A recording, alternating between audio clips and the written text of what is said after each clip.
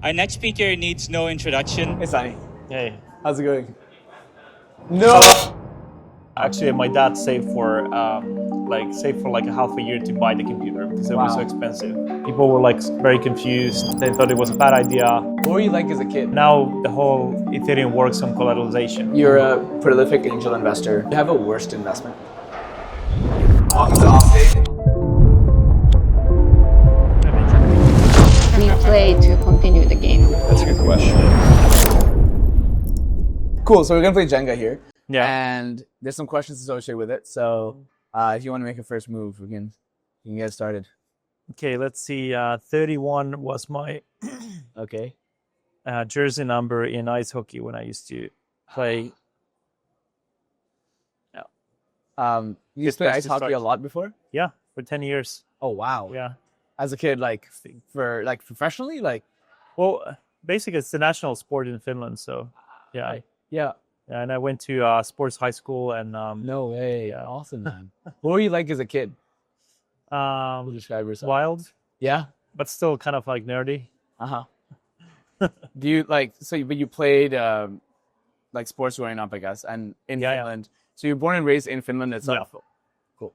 And I think it was 1997 when I got the first computer. Okay. And that kind of like changed my course. Do you remember the first thing you did online or on a yeah, it was like some sort of like a page, like a directory, like yahoo.com Okay. that I went to.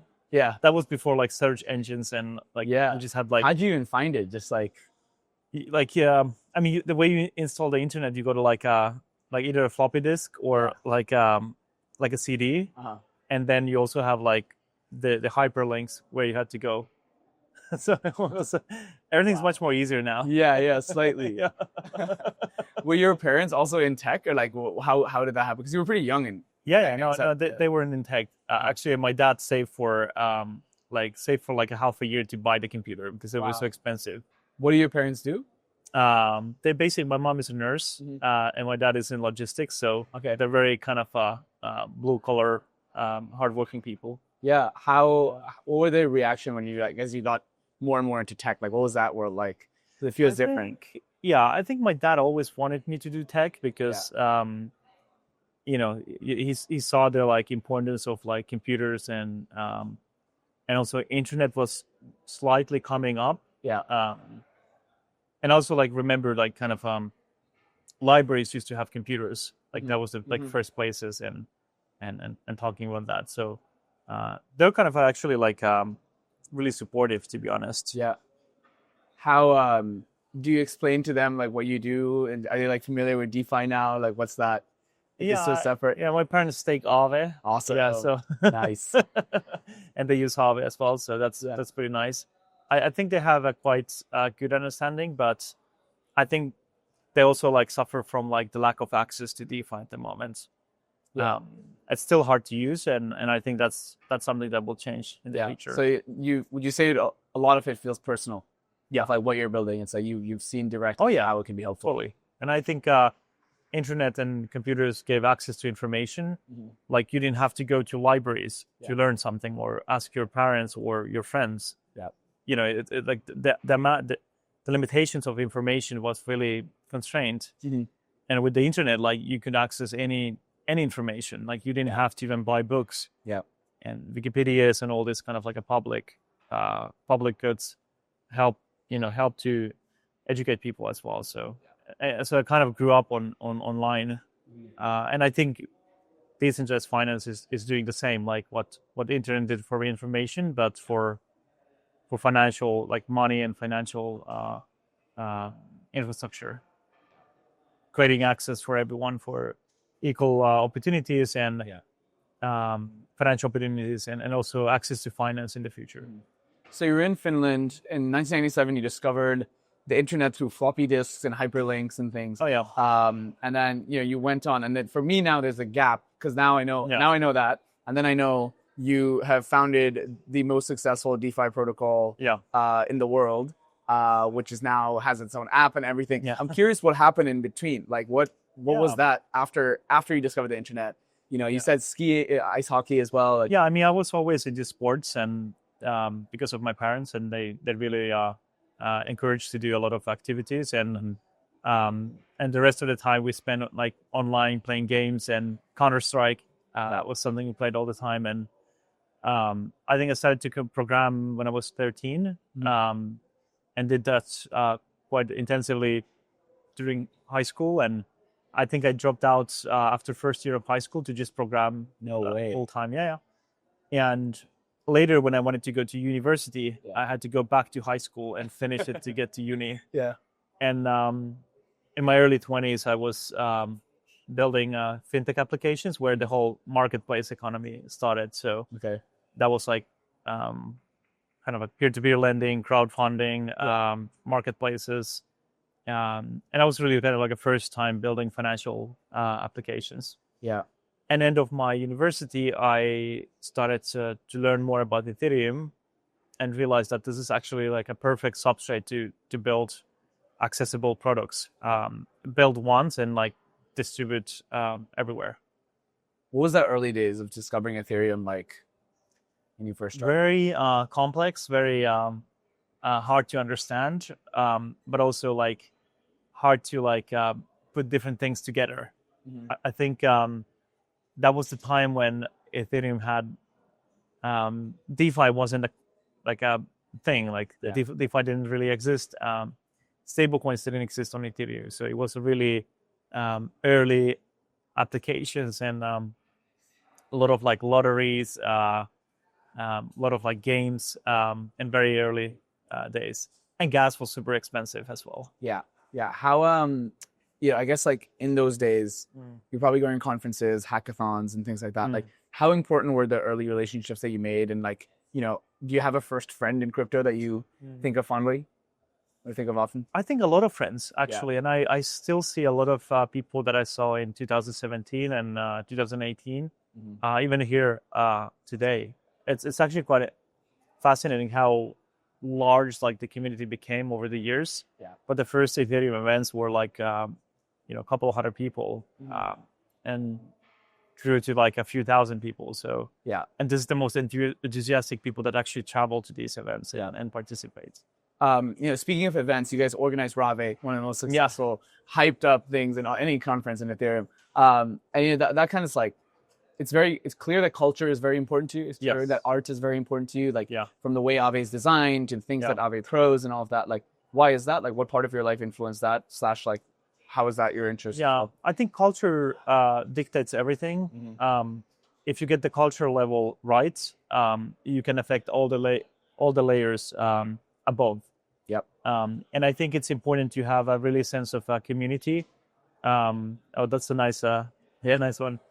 Have a good sense of community around what we're doing, because it's a very like a value-based project. So we believe in freedom and what decentralized finance can do for a lot of people, empower them, and building around a community of like-minded individuals really brings everything together. And also Aaves are the way to also like celebrate and give back to the community, and brings like a kind of a strong sense of belonging.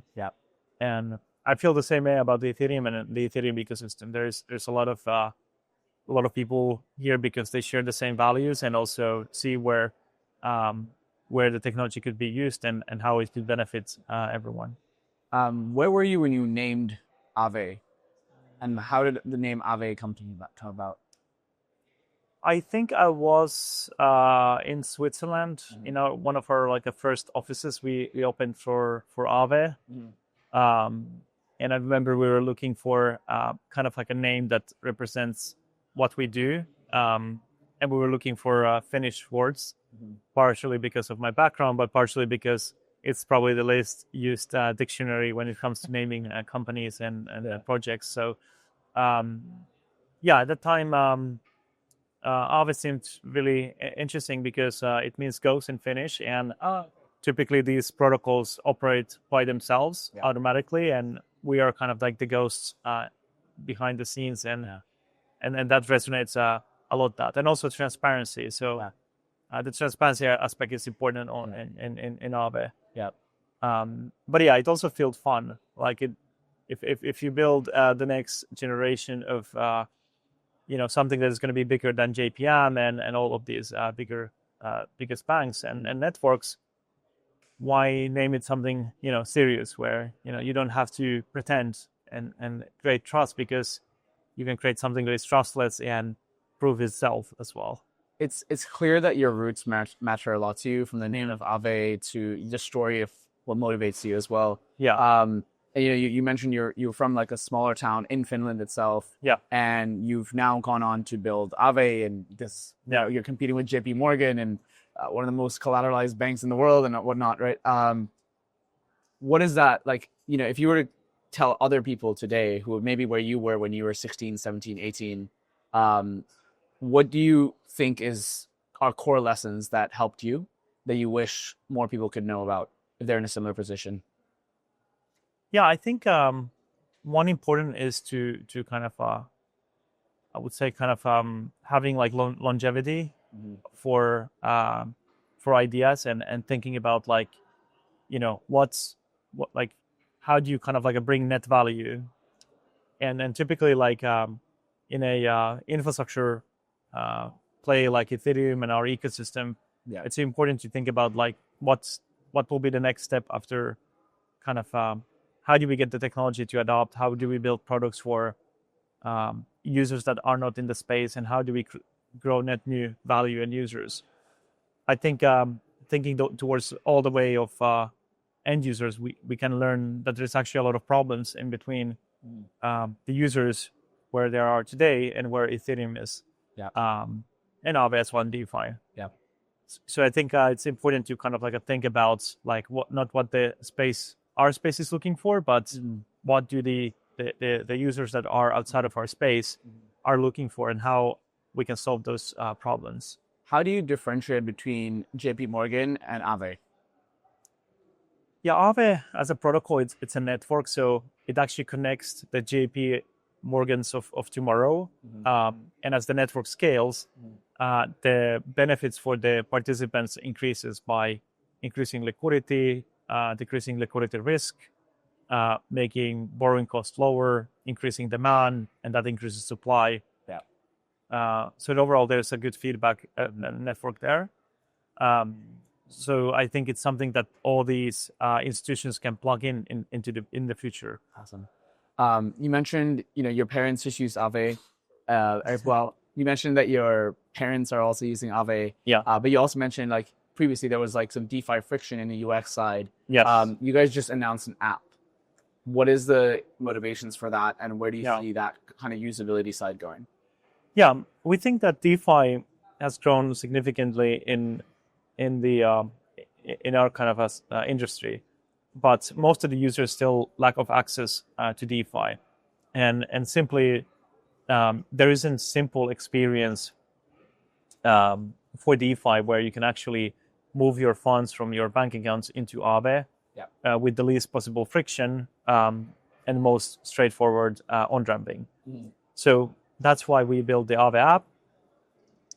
And I think that's a really powerful offering because it's a way to onboard all the users that are outside of the space at the moment and going directly to the consumers. Totally. Yeah. I mean, it's super exciting. And my parents use DeFi quite a bit now, and it's still a grind. Like the sad thing is my dad got hacked really? of an airdrop from like scam. So we've already kind of fallen into some of those things, but So that's an example why we need better access. Like better access also means better security. So how do you ensure that users don't get compromised by any of these kind of like phishing attempts, and how do we do it better than in the kind of like traditional internet world? So I think that's part of it. So how do you secure? How do you provide ease of use at the same time? Solving this is important because we can't rely on a process where users are losing their funds as a first-time users. It won't be scalable. When you were starting on Aave, and it was Finland at the time, right? Did you get immediate validation, or were people like, "What is this? This doesn't make any sense"? Like, and if that was the case, like, how did you keep pushing?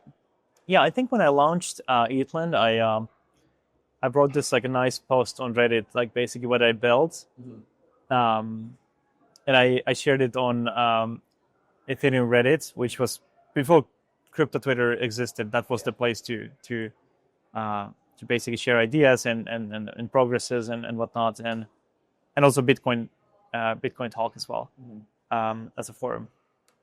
So I shared this post, and it got completely slashed there. People came and were saying, why would you ever use Ethereum as a collateral? Why would you borrow against it? People were like very confused that they thought it was a bad idea. Got a lot of downvotes. Now the whole Ethereum works on collateralization.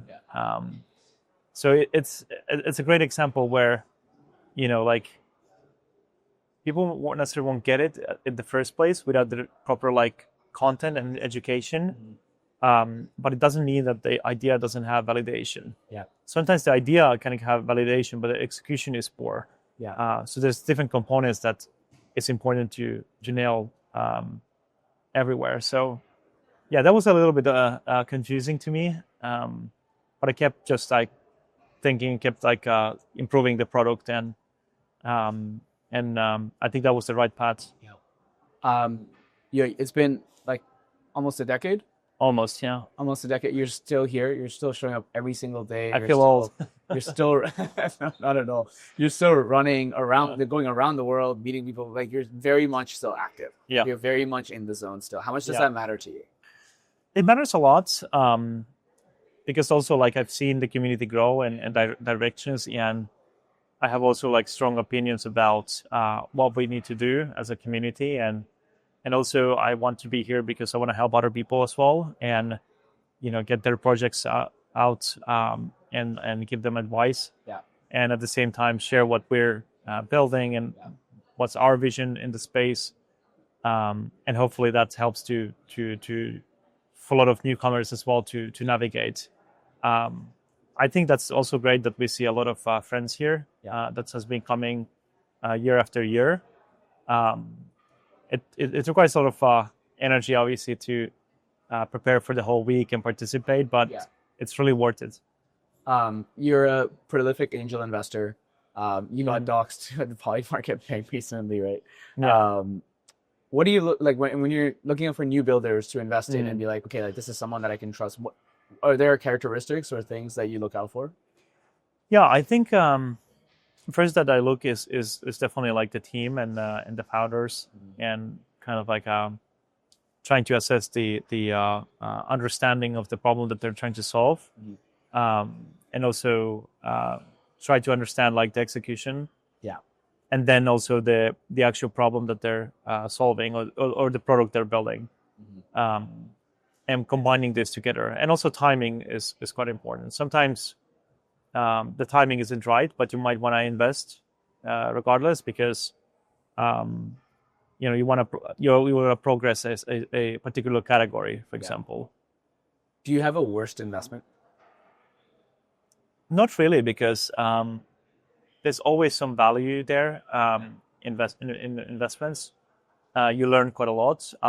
You progress the space, and typically you create a lot of talent as an output. So sometimes the investment doesn't work, but then the same team might go and start another company where they have more experience and might be more successful.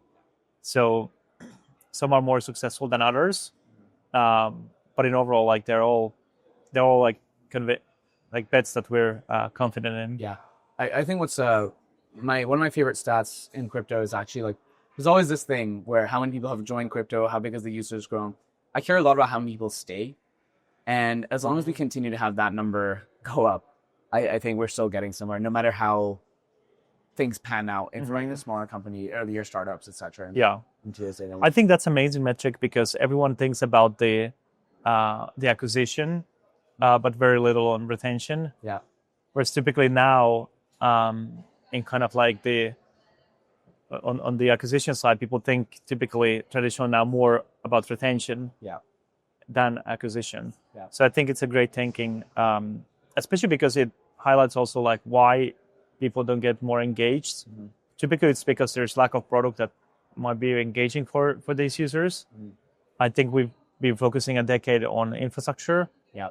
And I think the application layer is kind of like the next decade where a lot of focus will be on. And that will help us to scale the user bases. Yeah. And like crypto as a field has constantly been seen as such a volatile thing. It's like bear market, bull market. Yeah. Aave is like counter to that, right? Yeah. It's just use Aave, just be steady throughout. Just use Aave. How do you view that? Like what's, especially as crypto gets more and more adopted, as you go and speak to institutions and things, and teams like that, like what is that insight like for you? I mean, in some ways our product is market neutral. So there's a need when the market cycles is going up, people tend to use Aave to leverage, or markets are going down, they tend to unlock liquidity without selling their assets. And most of the users are just supplying stablecoins, so they are not kind of like interacting with the volatility. And then with the institutional assets like the Horizon market that we launched, where you use tokenized assets to collateral, those assets are market neutral, so they don't have any volatility. Can you explain what RWAs are and what Horizon is? RWAs are simply just traditional assets, money market funds, credit funds that are tokenized, and they have digital twins on the blockchain.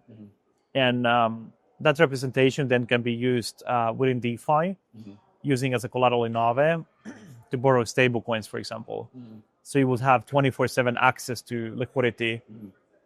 It's great for borrowers because they can access liquidity at any point. It's great for lenders because they can lend against traditional assets, but doing that on chain with stablecoins. So I think for institutions realizing kind of like the benefits of stablecoins and also tokenized assets, that helps them to think outside of the volatility and thinking that crypto is purely about volatility. Yeah. Awesome. I mean, I think like for Ethereum, one of the things that I feel pretty passionate about is that it's a trust layer. Yeah. And protocols like Aave show the trust in action in the real world. Yeah. Like it's lend, borrow, backed by the economic security and the weight of trust that comes with these platforms. Exactly. And then the globalized aspect of that. It just makes so much sense. It's cool to see the world adopting that. And I think, and the trust comes from the consensus that people trust the Aave as a kind of like a pre-vetted process, that there is no collaterals or asset that are basically has some sort of risk that could materialize at some point. Trust also that there's other developers that are reading the code bases, and that's a risky move. I know, it's getting riskier. And that's kind of the consensus of trust is what makes it kind of like a strong. And having these different stakeholders that contribute to the Aave ecosystem and ensure that the protocol is protected. I think that's a big thing. The same way as the nodes on Ethereum are protecting the Ethereum as a network. What is something about you that the internet doesn't see?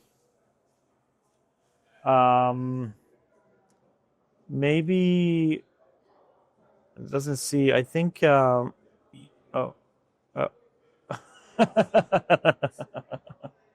Wow, that was great. Man, you left me in a hard spot here. Yeah, this is a tricky one, right? What's something about you the internet doesn't see? Well, obviously, it doesn't see how kind of like much work it goes into what we do day to day. I think a lot of things are taken from like face value, but also kind of I think it has to be a fun process, right? So that's a good move.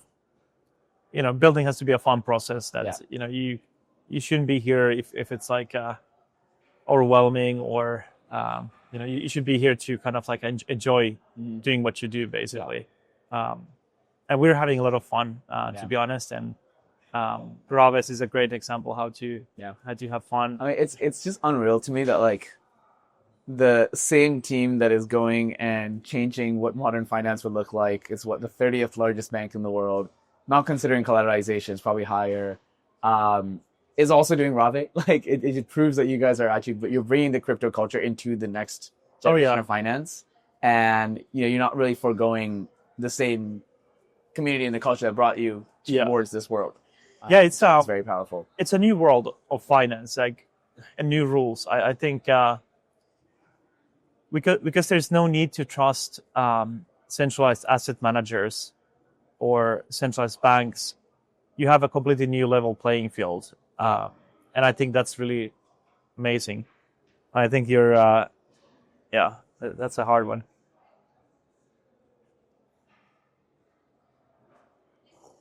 Well done. Let me try something here.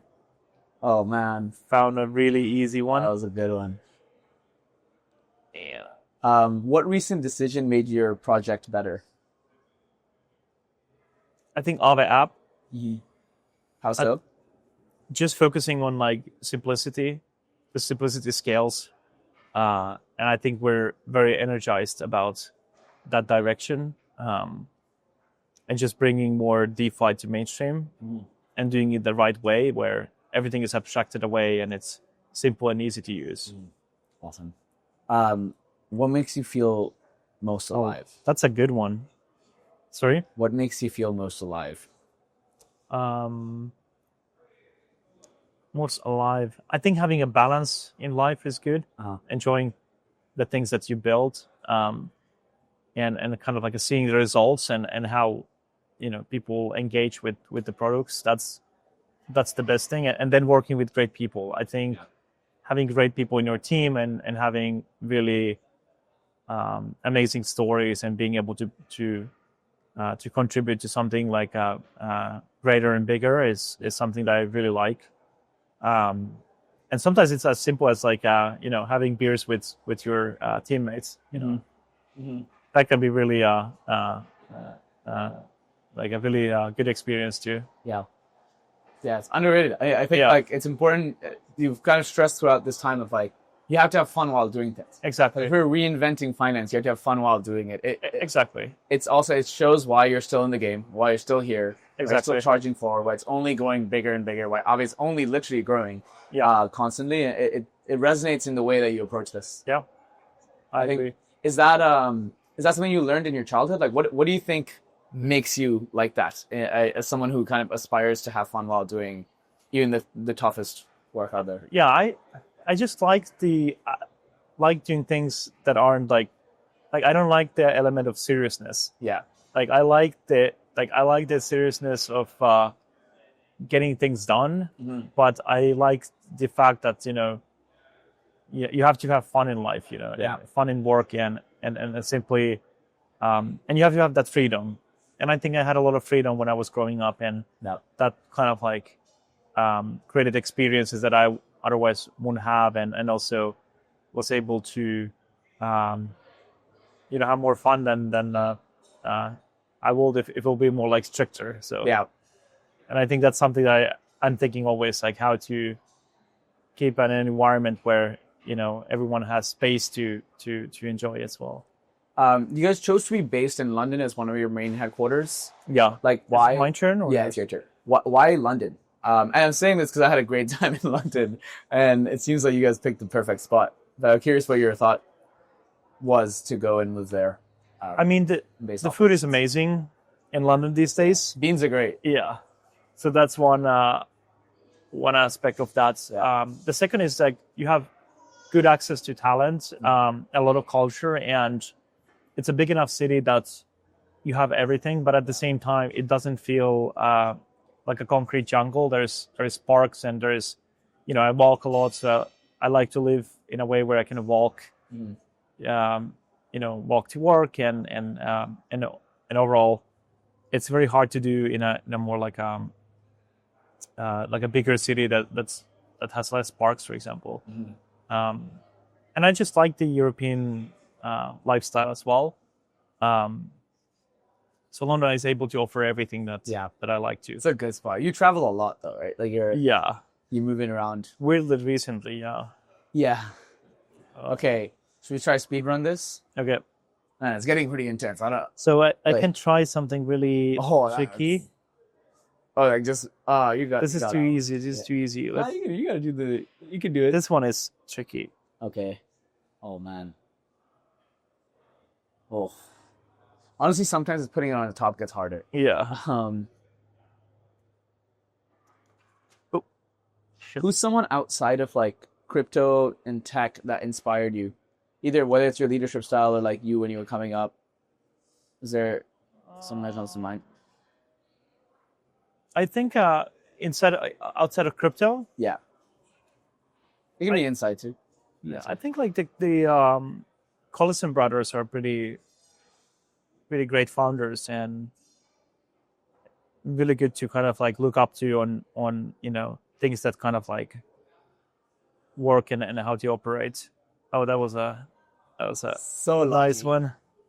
one. Wow. Let's try something. Oh man, wow. I think that. Not bad. Yeah, I think after. I think that was gonna be hard for you. Yeah, I think I might be over for me. Okay, I literally can't pull any. There's always one or something that's surprises you. Oh. Oh, good one, yeah. This is the one you didn't pull out earlier. Yeah. Thank you. Okay. Oh, no way. Yeah, I think I'm gonna be over now for sure. Unless some magic happens. Yeah, that's a hard one. 54. No. Nope. 12? No. Oh. Okay. That's my work. Just needs to be a little bit more. Oh. Almost. Nice. No. It's still there. I don't know if it's gonna last. This might be the most intricate one so far. Yeah, this is a hard Honestly. one. Oh yeah, I found one. No. Oh man.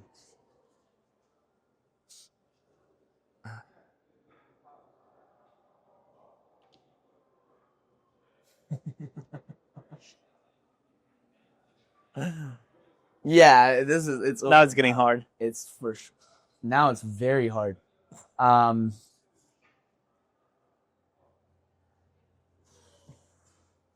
there a time you almost quit?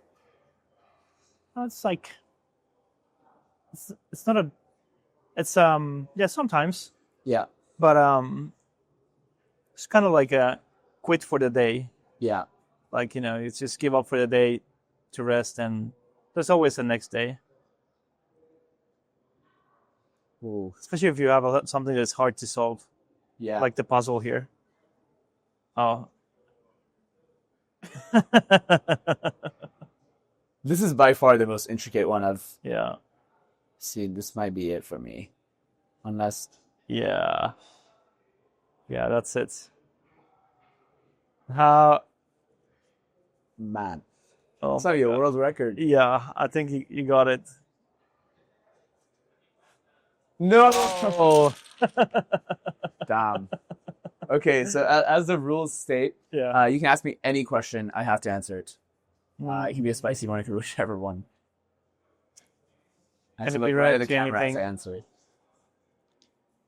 So,